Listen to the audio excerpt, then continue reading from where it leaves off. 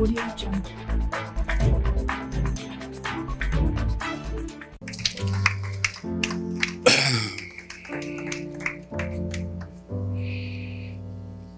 Je n'ai pas besoin de me présenter.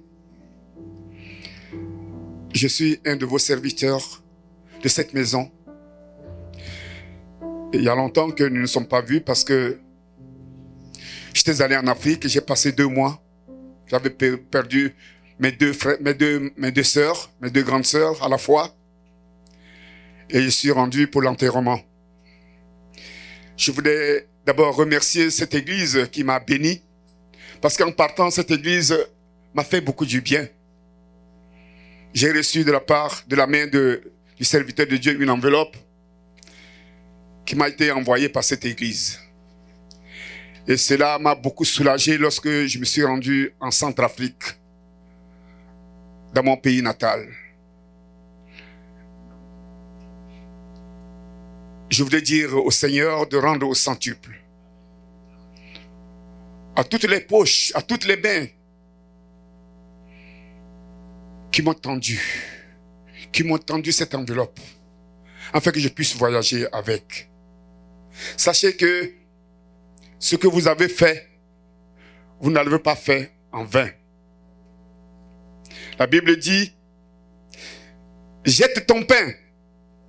Vous avez jeté votre pain sur l'eau. Un jour, ça va rouler, ça va rouler, ça va rouler et ça va revenir à vous.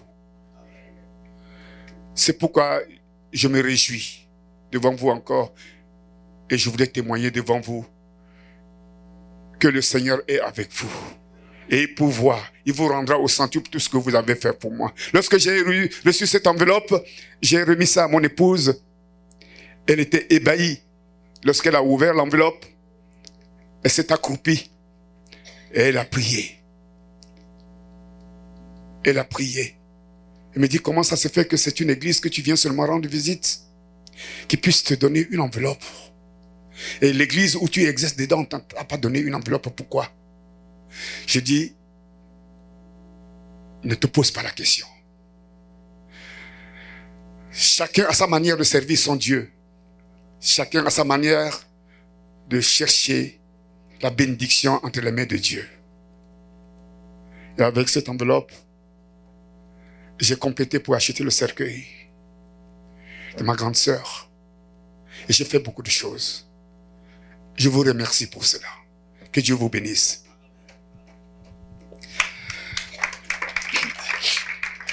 Je vais en profiter en même temps pour vous souhaiter mes meilleurs vœux, parce que nous ne sommes pas vus depuis le début de l'année. Mieux vaut tard que rien. Que le Dieu que nous prions, que le Dieu que nous adorons, que le Dieu qui a le pouvoir dans les cieux qui est sur la terre, puisse déverser sur vous la paix, le bonheur, la prospérité spirituelle, matérielle, physique et financière. Et qu'il vous encourage encore à aller toujours de l'avant avec lui durant cette année 2018. Mais bien aimés, sans Dieu, nous ne pourrons pas arriver à cette année. Mais c'est grâce à Dieu que nous sommes arrivés à cette année. Moi, j'avais un programme, j'ai dit, normalement c'est dans 2 ans que je devais me rendre en Centrafrique. Et j'ai écrit à mes 2 grandes sœurs, l'une qui est au village, j'ai dit, tu ne vas plus rester là-bas. J'ai une maison à Bangui, tu dois venir regagner avec ta sœur. Je vous affecte une de mes maisons. Vous allez rester dedans. Et celle qui est à Bangui, j'ai acheté le lit, j'ai acheté tout, j'ai mis dedans. Mais elle n'a pas encore regagné, elle restait toujours chez ses enfants. Mais je lui ai dit, non, tu dois quitter et venir vivre chez moi. Puisque tu m'as éduqué, je t'offre cette maison. Dommage. Dieu a décidé autrement. C'est comme on dit, l'homme propose, Dieu dispose. C'est pour dire que notre vie ne dépend pas de nous, mes bien-aimés. Je suis là devant vous aujourd'hui, peut-être en sortant tout de suite, vous allez commencer à crier, le pasteur était là, il a prêché, mais comment ça se fait qu'il est mort? Parce que ma vie ne dépend pas de moi, ma vie dépend de Dieu. Personne ne connaît sa vie. Personne ne connaît son destin. Personne. Il n'y a que Jésus seul. Amen. Ce matin, j'ai intitulé un message que je voudrais que nous partageons ensemble. Une église d'adoration. Quand mes filles chantaient ici et quand le pasteur a intervenu ici, je me dis, Seigneur, merci, tu confirmes cette parole que je vais partager ce matin avec ton peuple.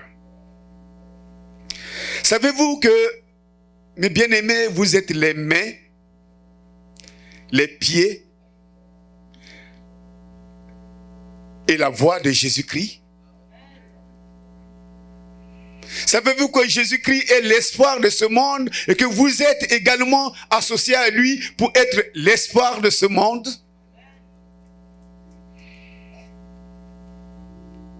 Dis à ton frère que tu es l'espoir de ce monde.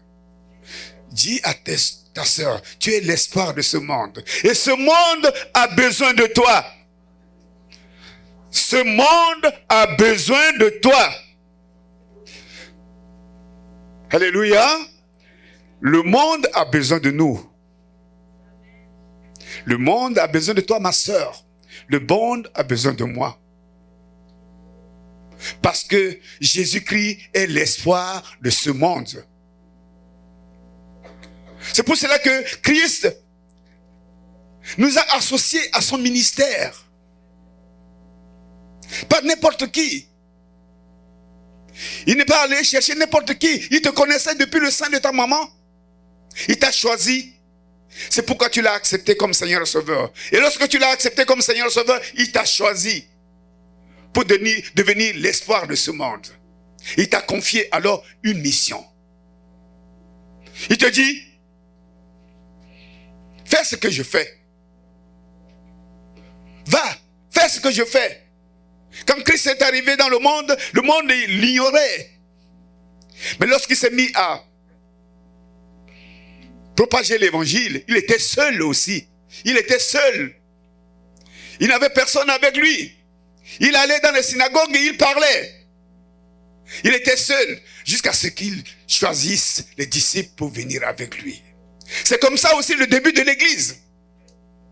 Le début de l'église commence toujours avec une seule personne que Dieu a inspiré. Dieu a mis dans sa tête, dans ses pensées, va et propage l'évangile. Et lorsqu'il commence le ministère, Dieu associe avec lui des hommes, des femmes, pour qu'ils soient ensemble et aller sauver le monde. Vous êtes l'espoir du monde. L'espoir du monde parce que vous avez un ministère d'aller faire des nations, des disciples. Le monde dans lequel nous vivons, mes bien-aimés, est en perdition.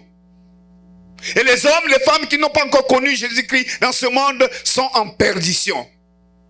Et Dieu t'a associé avec lui pour que tu sois le guérisseur, le sauveur de ce monde. Lorsque tu vas prier, Dieu va exaucer ta prière et la personne sera guérie. Lorsque tu vas prier, Dieu va t'écouter. Il va pouvoir aux besoins de la personne qui est venue vers toi. Lorsque tu vas aller et parler de Jésus-Christ, ce n'est pas Jésus-Christ qui ira, mais c'est toi.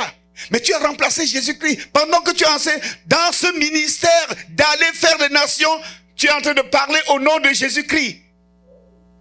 Tu es le substitut de Jésus-Christ. Et tu parles. Le pécheur va entendre. Ça va toucher son cœur. Et il va accepter Jésus-Christ comme Seigneur Sauveur. Tu as sauvé le monde. Tu as sauvé une âme. Frères et sœurs, l'église n'est pas un bâtiment, mais elle n'est pas une entreprise non plus. L'église n'est ni une série de programmes que nous faisons. L'église est l'ensemble des hommes, des femmes que Dieu a choisis. S'il ne te choisissait pas, tu ne devais pas être là, pataugé dans la neige venir jusqu'ici, c'est qu'il y a un grain d'espoir dans ton cœur.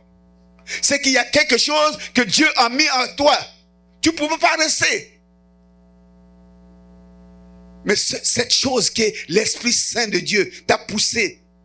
Lève-toi, lève-toi, lave-toi, habille-toi. Prends le véhicule, prends le bus, prends le métro. Viens m'adorer, viens me louer.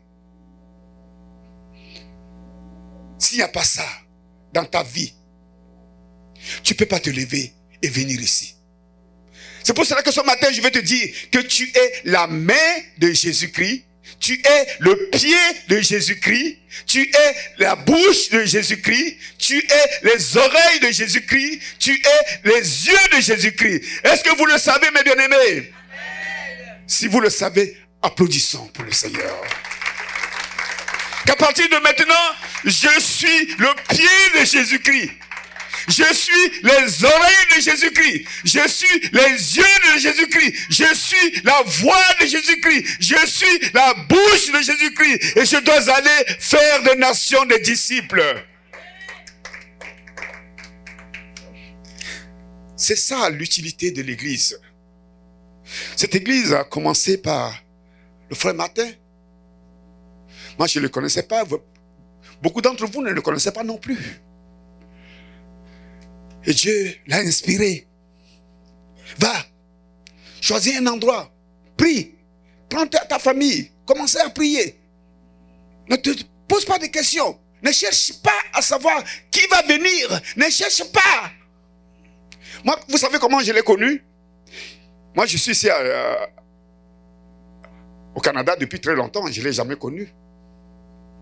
Il est allé en pèlerinage, je ne sais pas où est-ce qu'il était parti. Et un jour, je reçois un coup de fil. C'est vous? Il dit oui. On m'a parlé de toi. Et il m'a donné le nom de Clément. C'était Clément? Il m'a parlé le nom de Clément Greco-Zumbo. J'ai dit, c'est mon père spirituel. Et moi, je n'ai pas tardé. Nous sommes invités quelque part, on est assis, on a commencé à parler de Jésus-Christ. Parce que dans sa tête, parce que dans ma tête, on a une vision. Cette vision, c'est de servir un seul Dieu. Cette vision, c'est d'être les disciples de Jésus-Christ. Cette vision, c'est d'aller chercher les âmes pour Jésus-Christ. Et lorsqu'il m'a contacté, je n'ai pas eu de résistance. Et je lui ai dit, regarde, moi je travaille dans telle église, dans telle église.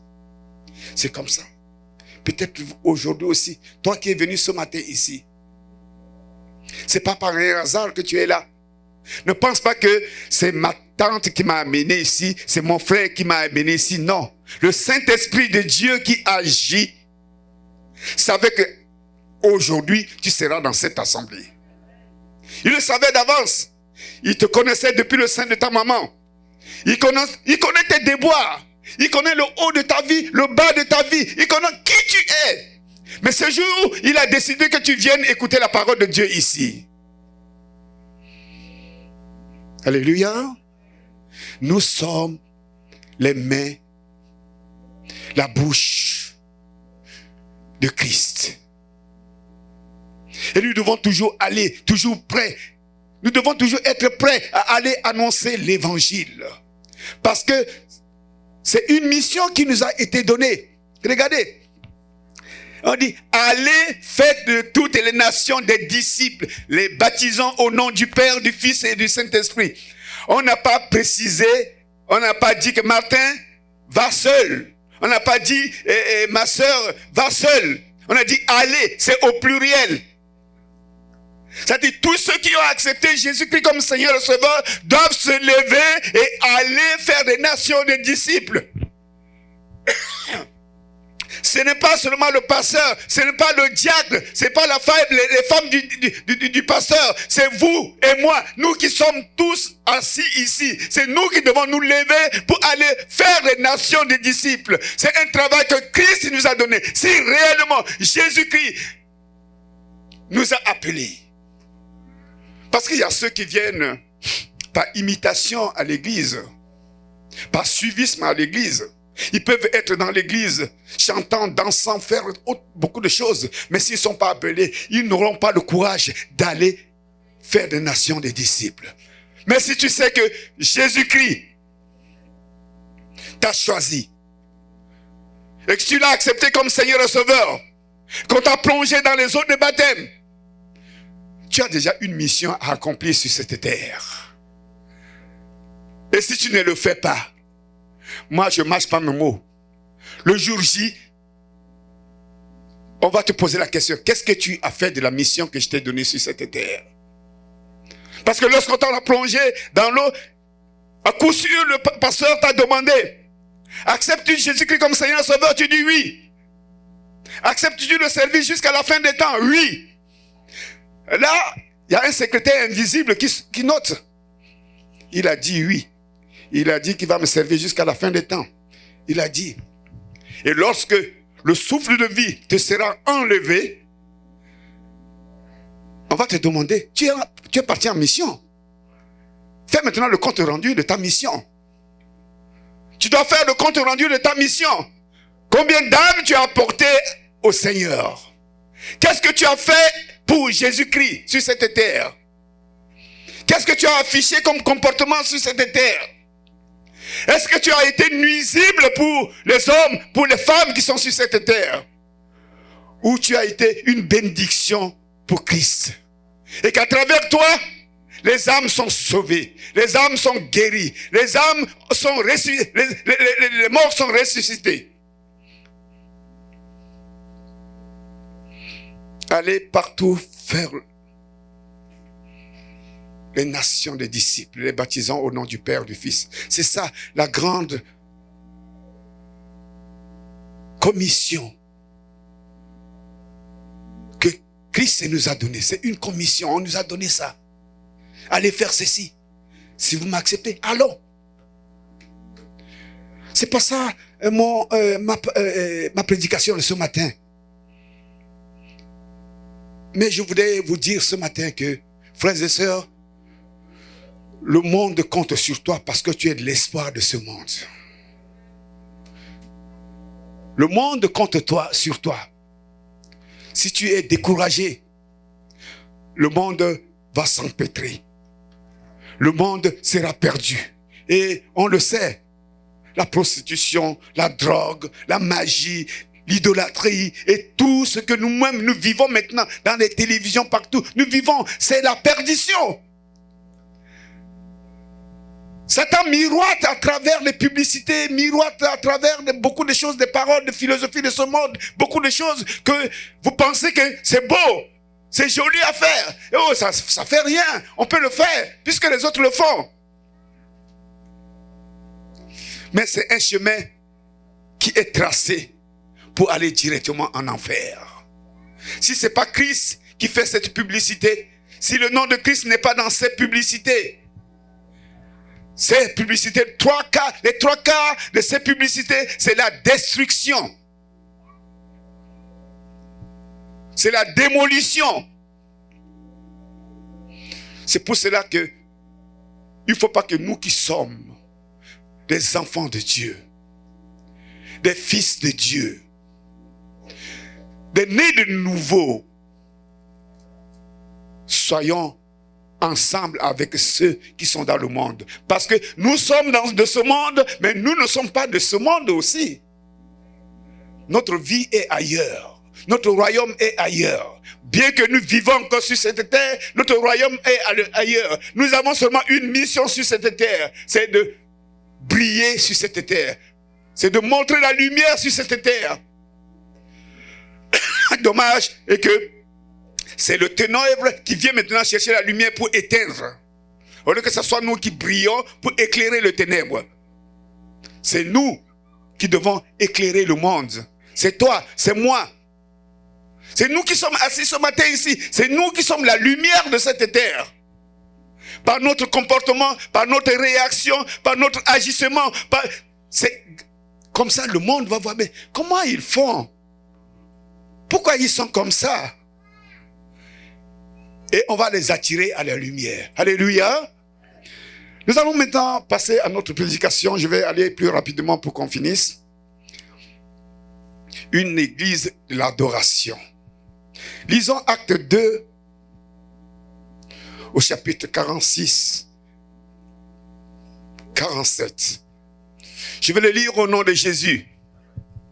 Ils étaient chaque jour tous ensemble assidus au temple. Ils rompaient le pain dans les maisons et prenaient leur nourriture avec joie et simplicité de cœur, louant Dieu et trouvant grâce auprès de tout le peuple. Et le Seigneur ajoutait chaque jour à l'église ceux qui étaient sauvés.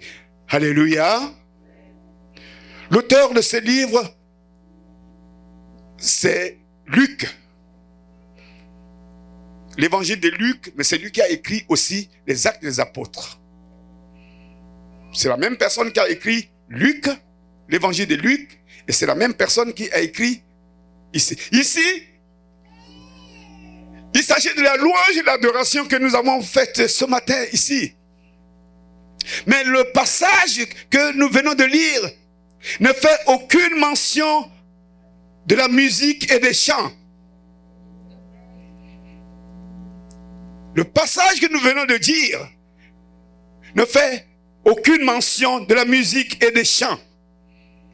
Mais cela parle de la manière dont les croyants pratiquaient leur adoration dans la première église. Luc parle de la manière dont les premiers chrétiens louaient Dieu, adoraient Dieu. Aujourd'hui, quand tu parles de la louange et de l'adoration, aussitôt les gens pensent de la musique, les tambours, les chants, autre chose. Mais oui, les chants, la musique, tout ça fait partie de la louange et de l'adoration. Mais l'adoration va au-dessus de la louange et de l'adoration.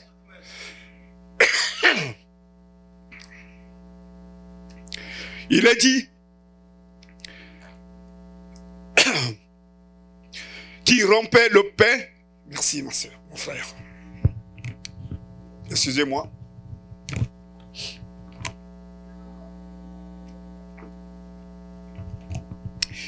Il est dit qu'il rompait le pain dans les maisons et prenait la nourriture avec joie et simplicité du cœur. Ah. Regardons bien ce passage. Ils étaient assidus.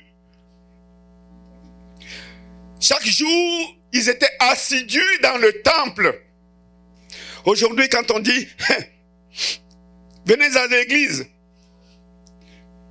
il y a la prière aujourd'hui, il y a le jeûne aujourd'hui, il y a la lecture biblique aujourd'hui, il y a l'enseignement aujourd'hui. On est peut-être combien aujourd'hui ce matin? Mais combien vont venir? Regardons comment les premiers chrétiens adoraient Dieu. Ils étaient constamment à l'église. Ils étaient assidus. Ça dit être assidu, ça dit ne pas manquer. Hein? Tu as tes problèmes, mais l'heure de la prière est arrivée. L'heure d'aller à l'église est arrivée.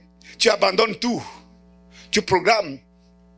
Je viens à l'église parce que là-bas, je vais adorer Dieu. L'adoration ne se situe pas seulement dans la louange, dans les chants. L'adoration, mes bien-aimés,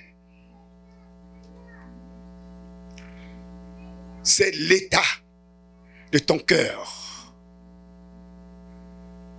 L'état de tes pensées. L'état de tes actes. L'état de tes mouvements que tu offres à Dieu. Dieu, je t'aime. Dieu, tu es mon Dieu. Et je viens en ta présence pour t'adorer. Même si tu n'ouvres pas la bouche et que tu viens seulement baisser la tête comme tout à l'heure, nous sommes prosternés tous. Et dans le cœur, on exprime la valeur de Dieu pour nous dire qu'il est notre Dieu. Il est notre créateur. Il est tout pour nous. C'est ça la vraie adoration. Quand ça sort du profond de notre cœur. Le plus souvent quand nous chantons ici, certains ne connaissent même pas ce qu'on chante. Ils ne connaissent même pas la valeur des paroles qui sortent dans les chants que nous élevons vers Dieu. On chante pour le plaisir de chanter. On chante au bout des lèvres. Mais on ne met pas l'accent sur chaque parole que nous prononçons. Que nous ne savons pas que chaque parole inspirée des chants que nous élevons vers Dieu, il y a une bénédiction dedans. Mais d'ailleurs même, dans les assemblées, il y a ceux qui se font plus fiers que tous. Ceux qui se font plus arrogants que tous. Moi, je n'ouvre pas la bouche. Qu'est-ce que moi je fais? On dit de taper les mains. Mais lorsque le Premier ministre du Canada va être ici, il sera le premier à se lever. Il sera le premier à chercher à s'approcher de lui. Mais quand il s'agit d'adorer son Dieu, son Créateur, celui qui donne la vie éternelle, celui qui renouvelle chaque jour le souffle de vie, la bouche est fermée. Il est arrogant, il est pédant, il se tient fier, il se considère. Tu te considères, mon frère, plus que qui? Celui qui tient ton souffle de vie entre ses mains. Celui qui peut te malaxer. Lorsqu'il ouvre la bouche, tu disparais sur cette terre. Lorsqu'il dit, pour toi c'est fini aujourd'hui, et tu deviens arrogant devant ce Dieu-là. C'est pas comme ça qu'on peut adorer Dieu. On adore Dieu pour lui exprimer notre amour. On adore Dieu pour lui exprimer notre reconnaissance. Que Dieu, c'est grâce à toi que je marche encore. C'est grâce à toi que je vois les gens devant moi. Parce que d'autres sont aveugles. Ils ne voient pas tout autour d'eux. D'autres ne peuvent pas marcher pour venir jusqu'ici. C'est grâce à toi que j'ai marché jusqu'ici. C'est grâce à toi que je respire encore. Alors que d'autres sont déjà dans les morgues. Adorer Dieu. Aujourd'hui, frères et sœurs, lorsqu'on parle de l'adoration, les gens focalisent leur pensée que sur cette danse que nous faisons constamment. Mais leur être personnel, leur cœur n'est pas dans ce qu'ils font. Adorer le Seigneur, c'est vivre d'une manière qui montre que nous sommes pour Dieu. Nous lui montrons que notre amour, c'est lui accorder une plus grande valeur dans notre vie que tout le reste de ce que nous faisons sur cette terre. Adorer Dieu n'est pas un événement. Attention, adorer Dieu n'est pas un événement.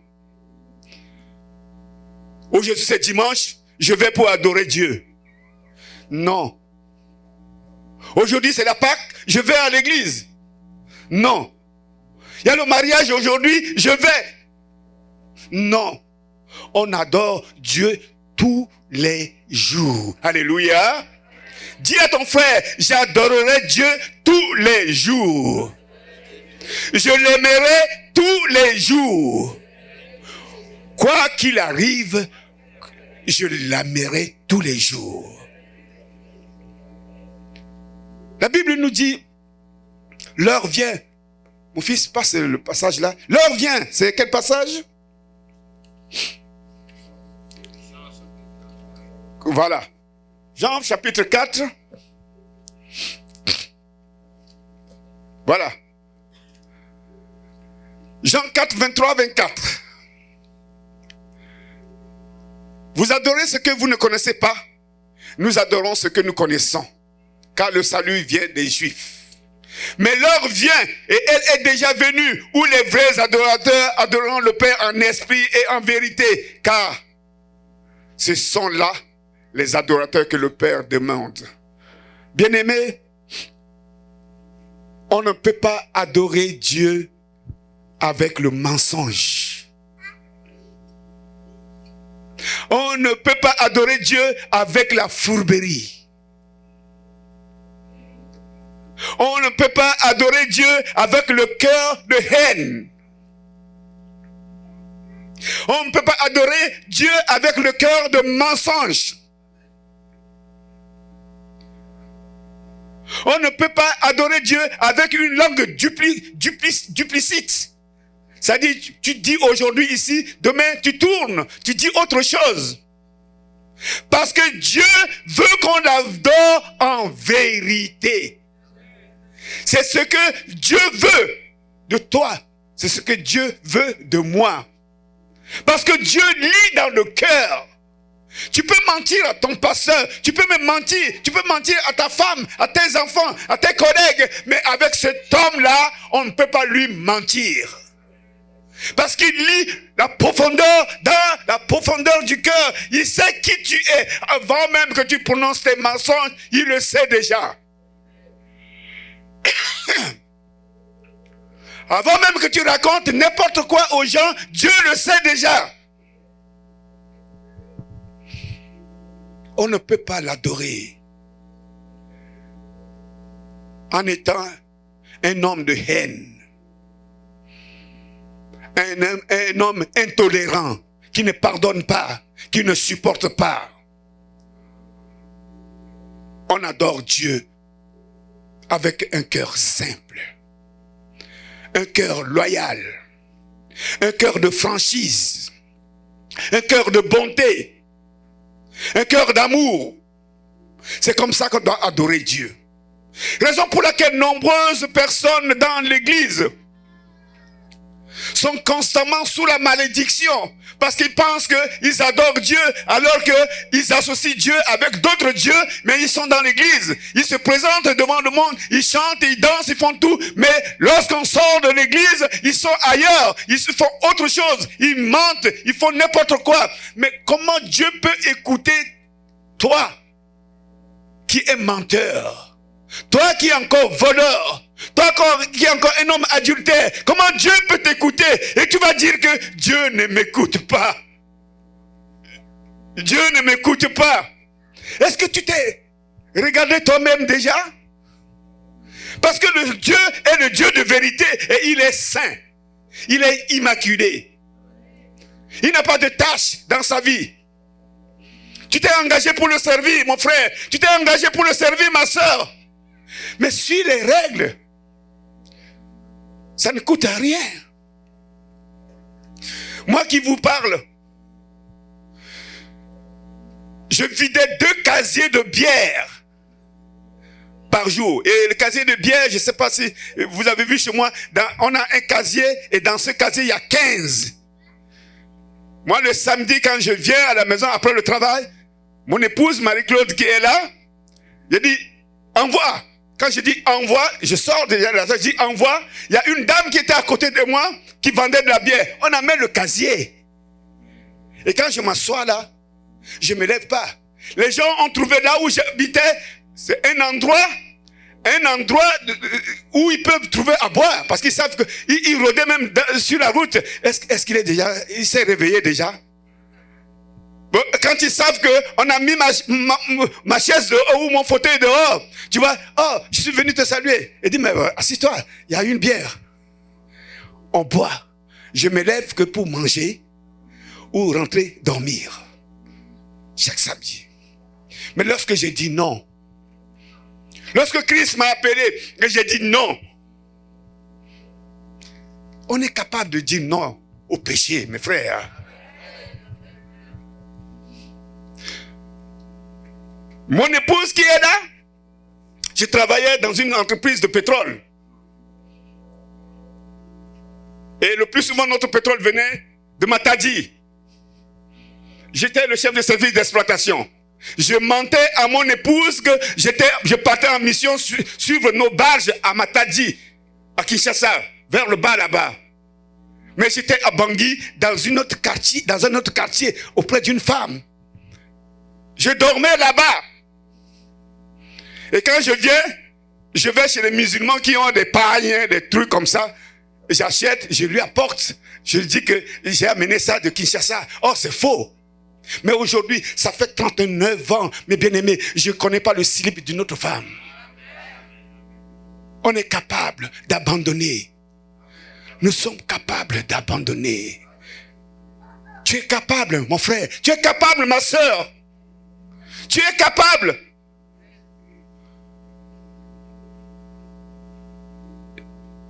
Adorer Dieu. Dieu n'est pas un mélange.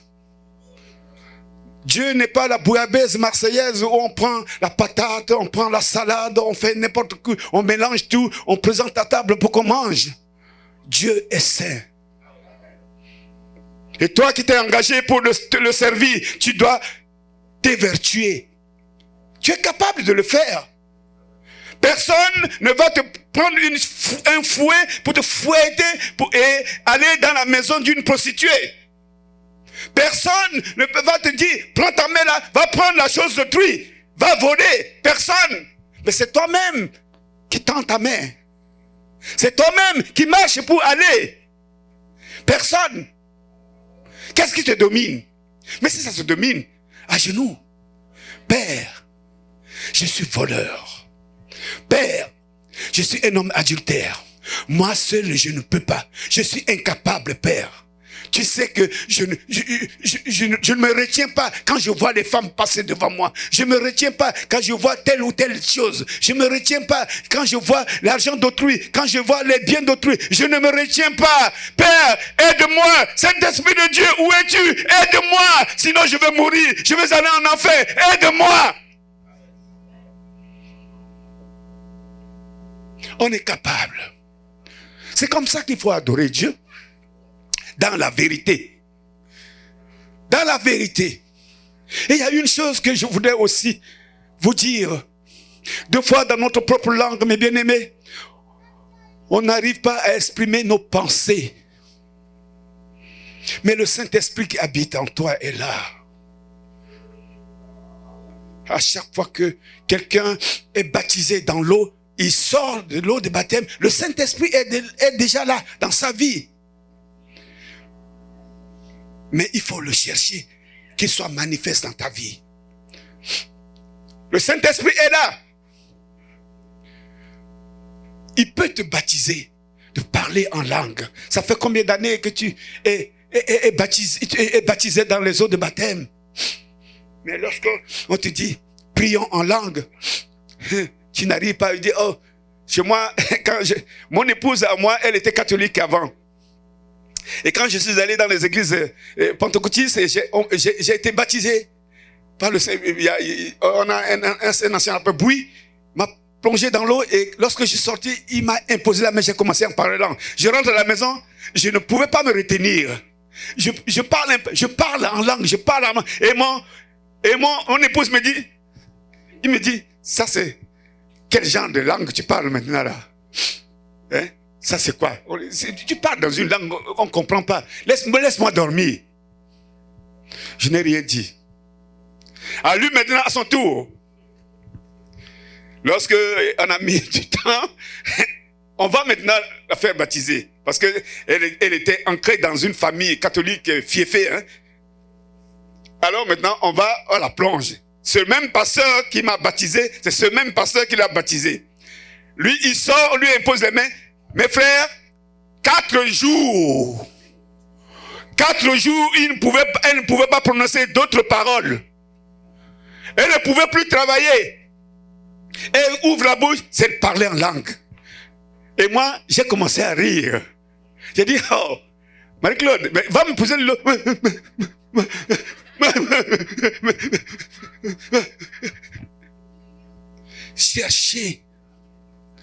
Cherchez le baptême du Saint-Esprit.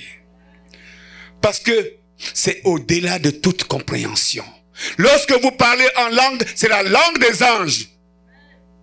Vous pouvez vous mettre à parler en langue ici, alors que vous intercédez pour votre parent, grand-père ou bien oncle qui est quelque part, qui est en danger. Et vous êtes en train de prier pour lui. Parce que votre sagesse humaine est limitée. Mais le Saint-Esprit n'est pas limité. Toi qui es dans cette église, ça fait longtemps, tu ne cherches pas à parler en langue. Tu passes à côté d'une grande bénédiction de Dieu. Je ne te force pas, mais cherche à parler en langue. Parce que pendant même que tu es en train de parler en langue, ta sagesse humaine peut dire autre chose. Des fois, quand moi je parle en langue, et je réfléchis aussi en homme, dans ma tête. Au début, je dis, ça c'est pas Satan qui me... Mais non. Parce que lorsque tu commences à parler, tu es connecté directement au royaume des cieux. Tu es connecté directement avec les anges. Et ce que tu dis, Satan ne peut pas comprendre. Il n'écoutera pas. Mais lorsque tu parles en ta propre langue, en lingala ou bien yakoma ou bien quoi, tu parles, il est là, il écoute. Et lorsque tu dis Amen, il court vite. Il dit, Dieu, mais tu as vu cette fille, qu'est-ce qu'elle a dit tout à l'heure? Elle a dit que tu lui donnes quoi? Un garçon? Non, mais elle se prostitue déjà. Tu as dit que tu n'aimes pas les prostituées, mais tu vas lui donner un garçon? Et Dieu écoute. Dieu écoute. Savez-vous que lorsque les anges sont avec Dieu, Satan aussi se promène. Vous connaissez l'histoire de Job, non? Dieu était avec les anges. Mais Satan est venu aussi. Il est de l'autre côté. Alors lorsque, le plus souvent quand j'essaye de voir ça, ça me fait rire. Dieu tourne la tête, il regarde, Satan est là debout. Quelque part dans le coin. Il dit, mais toi, qu'est-ce que tu fais ici? Il dit, moi je me suis promené loin et je suis venu ici. Et Dieu provoque quelque chose. Il dit à Satan, as-tu vu mon enfant Job? Il dit, oui, mais il est là-bas. Mais tu lui as tout donné. Il peut continuer à t'adorer, à te louer, non? Il est là-bas avec ses richesses. Il est là-bas avec ses enfants, ainsi de suite. Mais si tu me permettais un peu que j'aille le toucher. L'ennemi rôde tout autour de nous, mes bien-aimés. C'est pour cela qu'il faut chercher à prier en langue.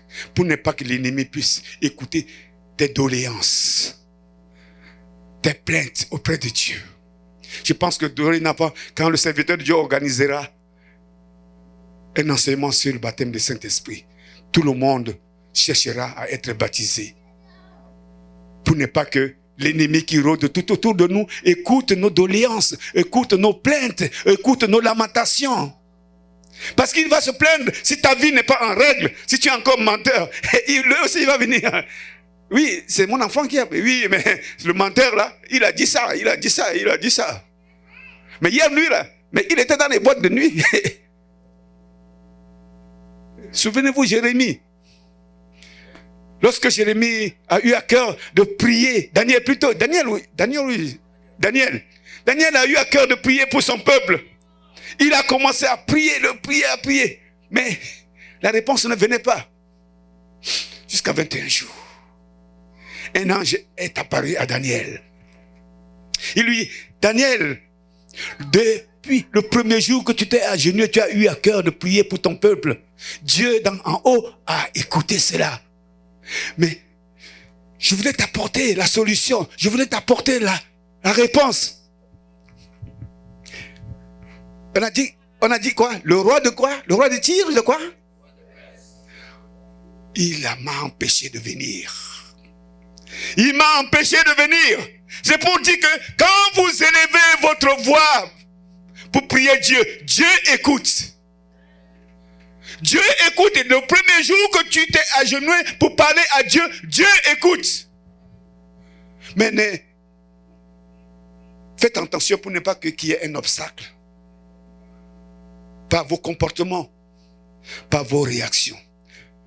L'église qui adore Dieu en vérité et en esprit va voir constamment des miracles, des prodiges, des délivrances, des guérisons, des solutions au sein de son assemblée.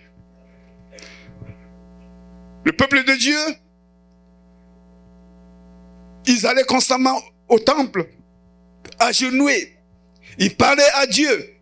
Ils ne chantaient pas, mais ils exprimaient leurs pensées du profond de leur cœur à Dieu.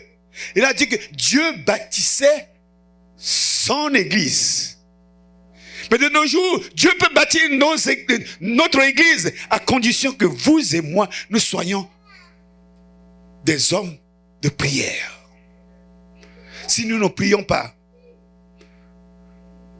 si nous attendons que le dimanche pour venir ici, ou bien le jour de mariage pour venir ici, ou le jour de baptême pour venir ici, on n'adore pas Dieu. C'est pas Dieu, il n'est pas un homme qu'on peut l'adorer pour un temps, pour un laps de temps, ou spontanément. Ou c'est le jour qu'il faut l'adorer. Le dimanche aujourd'hui, il faut l'adorer. C'est pour cela qu'il faut adorer Dieu en esprit et en vérité, mais en parlant plus en langue. Tant pis pour ceux qui n'aiment pas le parler en langue. Le jour de Pentecôte, c'est arrivé à tout le monde. Et le jour de notre Pentecôte continue jusqu'au jour d'aujourd'hui. La Pentecôte n'est pas terminée. La Pentecôte n'est pas terminée. La Pentecôte, nous devons la vivre tous les jours de notre vie. Les miracles, les prodiges doivent s'opérer tous les jours de notre vie. Nous n'allons pas attendre le jour de Noël pour dire que Jésus est né en Bethléem en Judée au temps du roi Hérode. Et apporter les trucs. Non. Jésus est né une seule fois. Et il n'est plus un petit enfant. Il n'est plus un petit enfant. Vos images que vous faites là-bas pour accrocher n'importe... Jésus n'est pas sur la croix. Jésus n'est pas sur la croix. Jésus est ressuscité d'entre les morts. Il est assis à la droite du Père. Il intercède pour toi. Il intercède pour moi. Mais il veut les hommes qui l'adorent en esprit et en vérité. Dieu t'aime, mon frère. Dieu t'aime, ma sœur. Il veut faire de ton église une église d'adoration. Pour cela, tu dois te sanctifier.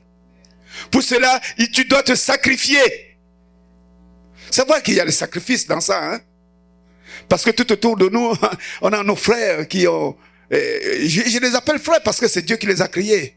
Ils ont leur voiture, ils ont leur belle maison, ils ont assez d'argent, mais nous, on n'en a pas. Mais savez-vous que nous sommes plus riches qu'eux? Moi, je suis plus riche que le président de comment il s'appelle, Bush. Comment non, Trump. Moi, je suis plus riche que lui. Même quand il parle, mais est-ce que sa vie vraiment est en règle avec son Dieu? Moi, je suis fier parce que même si je tombe, je vais dire, Dieu, je suis tombé.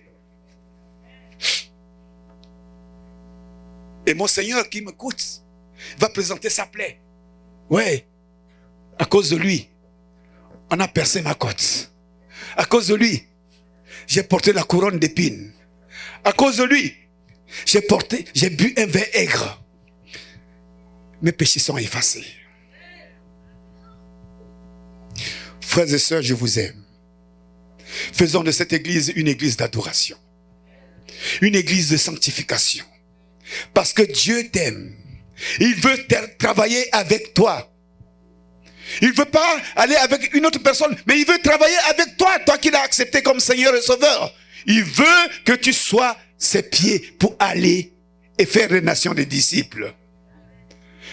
Il veut que tu sois sa bouche pour ouvrir et annoncer la puissance de l'Éternel. Annoncer l'évangile qui conduit à la vie éternelle. Il veut que tu ailles dans les hôpitaux, prier pour les malades et les malades seront guéris. Alléluia. Alléluia. Adorer Dieu, c'est prouver à Dieu que ce qui sort dans nos bouches vient directement de notre cœur. Parce que Dieu lit dans la profondeur de nos cœurs. Dieu n'aime pas le mensonge. En esprit et en vérité.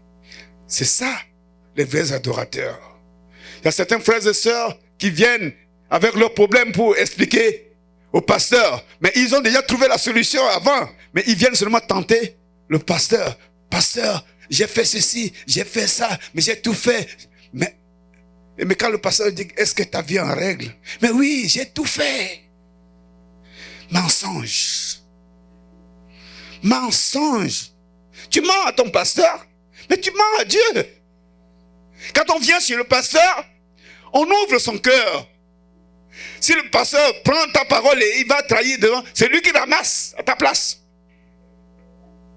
Dis la vérité. J'ai été à tel endroit. Mon esprit n'est pas tranquille. Parce que j'ai mis le pied à tel endroit. Parce que j'ai touché telle chose. Parce que j'ai raconté telle chose. Et mon esprit est troublé. C'est pourquoi je viens. Pasteur, prie pour moi. C'est ça la vérité. On ne trompe pas Dieu. Parce que Dieu lit dans le cœur. Que le Seigneur vous bénisse.